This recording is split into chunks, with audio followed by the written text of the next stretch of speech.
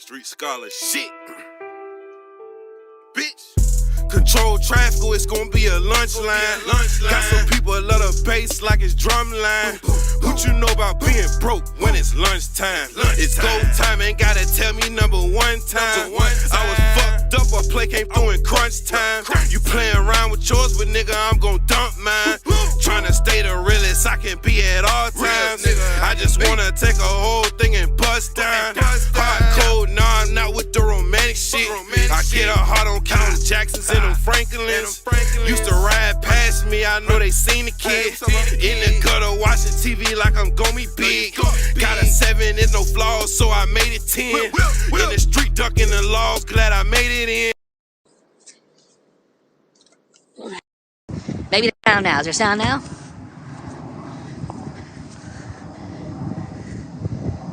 Alright, you guys hear sound now or no?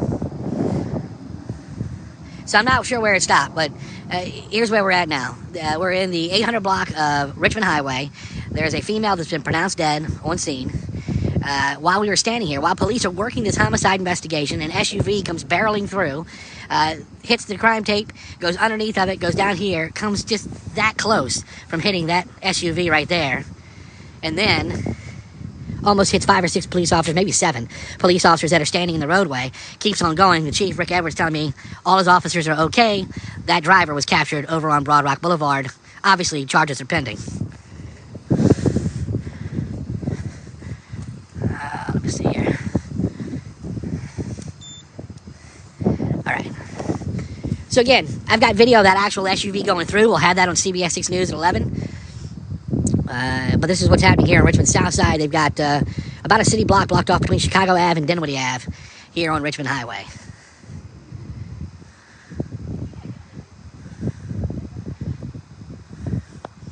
Let me go through it one more time for those just joining. I don't know how many people couldn't hear or what was going on. So basically, the phone attached back to my car and the audio went out.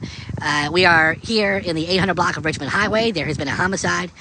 Police got a call about 8:30 for shots fired. They found a female in a parking lot up there closer to Dinwiddie Avenue. They've got Dinwiddie Avenue and Chicago Avenue between the two blocked off.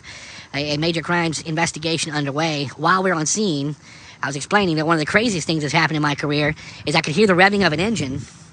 And an SUV broke the police tape down there, which I don't know what street that is, but broke through it, came down here, almost hit that SUV right there, and then went another 100 feet, almost hit 5 or 6 police officers, maybe 7 police officers standing in the street, and then kept on going. The chief telling me tonight that driver was captured after a short pursuit over on Broad Rock. So, stick with us. We've got about 53 minutes till showtime. I will have more on CBS 6 News at 11. Leaves one person seriously injured. Our John Burkett joins us live from the scene to tell us what he has learned so far. John? Well, Lane and Julia, a wild and violent night here on the city's south side. About 8:30, they got a call. Police got a call for shots fired in this area, the 800 block of Richmond Turnpike. They blocked it off at Boston Avenue all the way down to Dinwiddie Avenue. Take a look and listen to what happened next.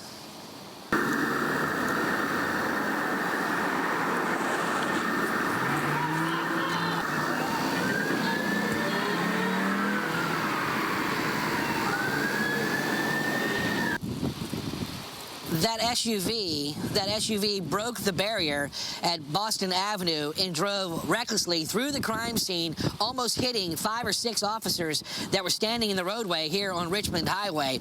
While they're working this homicide scene of a woman here, the 59th homicide for 2023, that pursuit went over to Boston Avenue, or to Broad Rock Avenue, and that's where police picked up that driver. Here's the chief of police talking about the homicide, and then he'll talk about the pursuit. Detectives are obviously canvassing the scene, looking for witnesses, looking for video cameras, but we're asking the public if they know anything about this to call 780-1000 at Crime Stoppers. Detective Godwin's the lead investigator in the case. We're in the very early stages, but we just need some help. Obviously, we have the entire scene blocked off with crime scene tape, many marked police cars with their lights flashing, and this individual drove through, almost hitting some officers. We were able to stop that person, and we'll be charging that person appropriately. And again, Lane and Julie, was a man that was arrested over on Broad Rock Boulevard for that pursuit. A female that was found dead here on scene on Richmond Highway. Homicide investigators are working this, and as you heard the chief say, they're asking for help from the public. If they can get some, they say call their anonymous tip line at 804-780-1000. Reporting live in South Richmond, John Burkett, CBS 6 News. In connection to a shooting on the city's East End that left a 3-year-old injured. In a story that John filed earlier this evening, he shares the latest details from police and how much time the man could face, according to a legal expert. Inside a Raven Street apartment home 8 days ago, a 3-year-old boy, Crime Insider sources say, is shot in the neck. He's rushed to VCU Medical Center, where his injury is said now to be non-life-threatening. The misdemeanor charge is really the default charge if you recklessly leave a firearm where a child can have access to it. So, the next question is, was there gross negligence, so a higher level of negligence in leaving the firearm out there, and was there a serious injury to the child? If the answers to those questions are both yes, then it can be upgraded to a Class 4 felony, which is up to 10 years in prison. Joshua Aaron Riley is the man police say had the gun. The 29-year-old has a list of traffic and criminal violations to include a prior child abuse charge in Henrico County that was reduced to a misdemeanor contributing charge. It's one of several charges. He has suspended time. Additionally, if he's got prior convictions for felonies, there's almost always suspended time there, and it's easier for a prosecutor to revoke that time and give him some of that suspended time on a show cause. Neighbors off camera tell me they haven't seen anyone at the apartment since the day of the shooting. Many of them adding it was hard to see the little boy being carried off, and they're glad someone is being held accountable. The charge that he's facing is a negligent-based charge, so it doesn't involve a criminal intent like malice, that sort of thing. But there's higher levels of negligence that can require, felony charges and more time in prison, and that's something that I would expect a prosecutor will be looking really hard at.